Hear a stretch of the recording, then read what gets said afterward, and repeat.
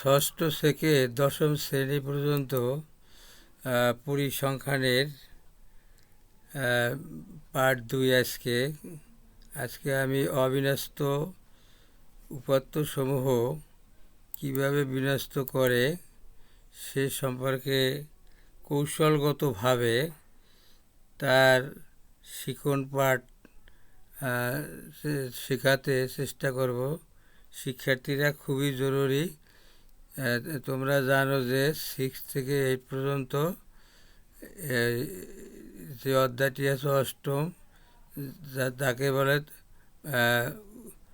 তথ্য উপাত্ত, আর নবম দশম শ্রেণীর এর নাম হলো পরিসংখ্যান, যার অধ্যায় হলো 17। এবারে অবিন্যস্ত উপাত্ত সমূহকে আমি কিভাবে বিন্যস্ত করে একটু লক্ষ্য করো।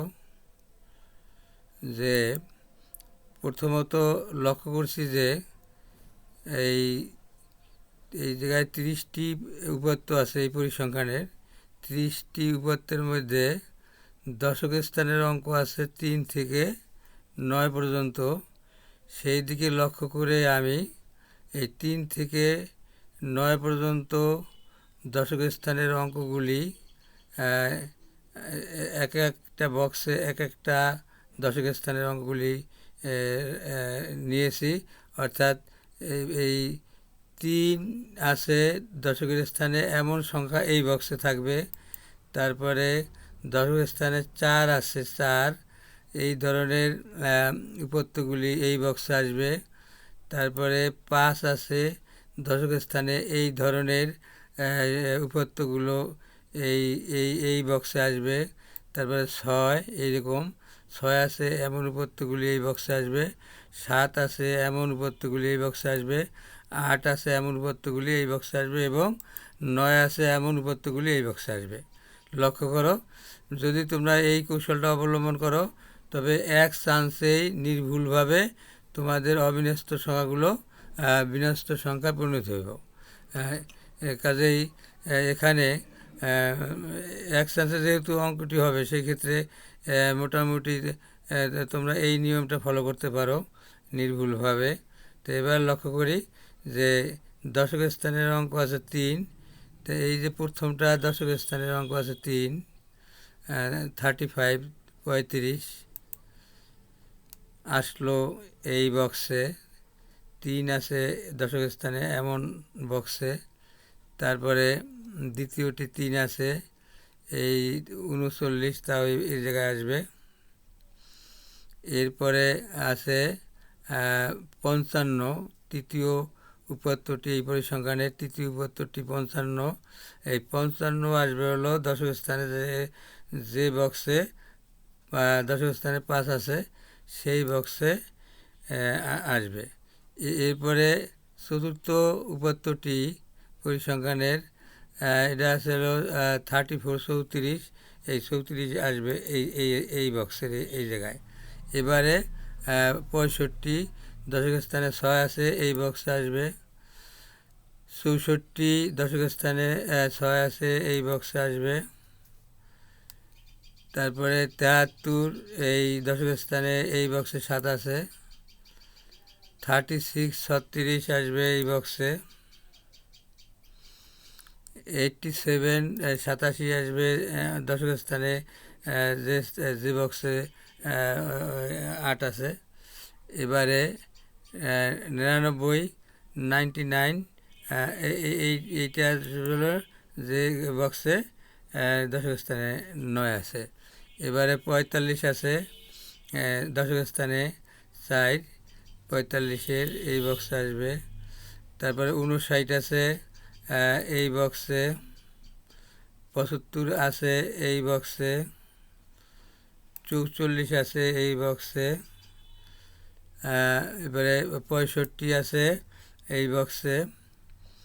68 আছে এই বক্সে। তারপরে 69, 93,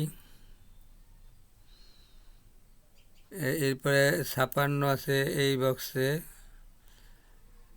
89 99 আছে এই বক্সে। 75 আছে এই বক্সে।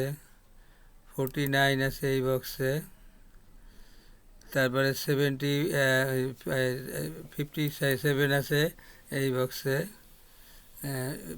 64 আছে এই বক্সে, 45, তারপরে 84, 48 এই বক্সে, 94 এই বক্সে, 45 এই বক্সে, 96 এই বক্সে। আমরা এই যে 30টি যে উপাত্ত এই পরিসংখ্যানে তার দশক স্থানের অঙ্ক বুঝে 1, 2, 3, 4, 5, 6, 7টা বক্সে নিয়েছি। এবারে লক্ষ্য করো আমাদের এই যে 3 আছে দশক স্থানে এমন উপাত্তগুলি এখানে আছে 4টি, বুঝাই যায় এই 4টির মধ্যে সবচেয়ে ক্ষুদ্রতম ছোট আছে হলো 34। তো প্রথমে 34 লিখলাম, এরপর আছে 35, লক্ষ্য করি 35, তারপর আছে 36 লিখলাম, এবার আছে 39, 39 লিখলাম।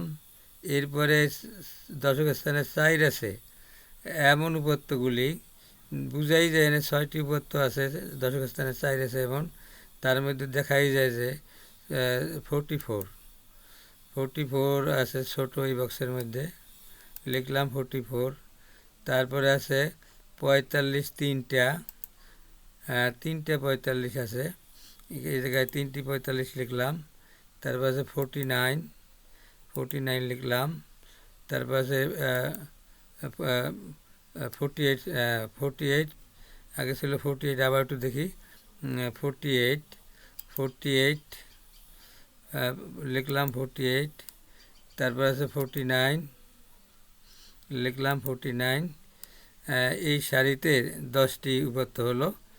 এবারে এই 5 আছে দশক স্থানের এমন উপাত্তগুলি এই বক্সে আছে, এই জায়গায় 5টি উপাত্ত আছে, 5টি উপাত্তের মধ্যে বুঝাই যায় যে 55 ছোট, তো লিখলাম এই জায়গায় 55। তারপরে আছে 56 লিখলাম 56, এরপরে বুঝাই যায় 57 আছে, এই 57 লিখলাম। এরপরে 59 আছে, তো 59 লিখলাম।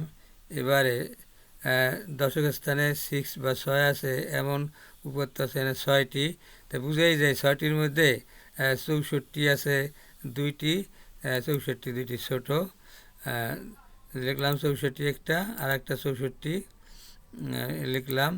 এরপরে আছে 65 আছে 2টা 65 আছে 64 পরে লিখলাম 2টা 65। তারপর আছে 68 লিখলাম 68। এরপর আছে 69 69 লিখলাম 69। এবারে 7 আছে দশক স্থানে এমন অঙ্ক আছে উপাত্ত আছে 3টি, তো এই 3টির মধ্যে দেখাই যায় যে 73 ছোট, 73 লিখলাম 73। তারপরে 75 75 লিখলাম, 2টা 75 আছে একসাথে নিলাম 2টা 75। এবারে 8 আছে অর্থাৎ 8 আছে দশক স্থানের অঙ্কটি, এই ক্ষেত্রে 3টি উপাত্ত আছে, এর মধ্যে 84 ছোট, তারপরে 87 লিখলাম 87। তারপরে 89 89 লিখলাম 89। এবারে শেষ বক্সে 9 আছে এমন দশক স্থানের অঙ্ক 4টি, বুঝাই যায় এই 4টির মধ্যে 93 ছোট, লিখলাম 93। তারপরে আছে 94 লিখলাম 94। এরপর আছে 96 96 লিখলাম 96। তারপর আছে শেষ উপাত্তটি 99। একে চমৎকারভাবে ছোট থেকে বড় ঊর্ধ্বক্রমে সাজালাম, একে বলে বিন্যস্ত উপাত্ত। শিক্ষার্থীরা তোমরা মনোযোগ সহকারে ধীরে সুস্থে যদি তোমরা এইভাবেই করতে পারো, পরীক্ষার হলে বা যে কোনো স্থানে তোমরা যখন এই যে অবিন্যস্ত উপাত্তকে বিন্যস্ত করবা, তখন এইগুলি তোমার